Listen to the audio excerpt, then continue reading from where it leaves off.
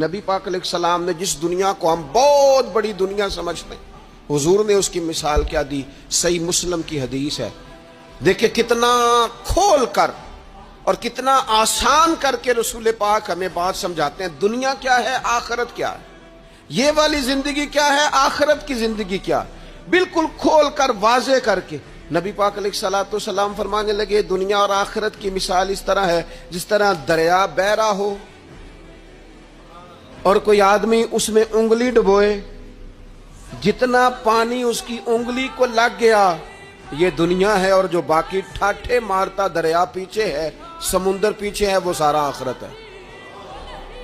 یہ اتنی سی دنیا ہے، یہ صحیح مسلم میں موجود ہے۔ اتنی سی دنیا کے لیے اتنے پاپڑ بیلنا، اتنی سی دنیا کے لیے اتنے ظلم کرنا، اتنی سی دنیا کے لیے اتنے حق ضائع کرنا، اتنی سی دنیا کے لیے اتنے لوگوں کے دل توڑنا، اتنے حقوق پہ ڈھاکہ ڈالنا، اتنا جبر کرنا، لوگوں کا مال کھانا، لوگوں کو تکلیف دینا، عزتیں اچھالنا، اتنی سی دنیا کے لیے حضور فرمانے لگے اتنی سی ہے یہ دنیا، جتنا انگلی کو پانی لگ گیا ہے وہ جنت، جو نری جنت نہیں، خدا کا فضل ہے، جو اللہ کی عطا ہے اپنے بندوں کے لیے۔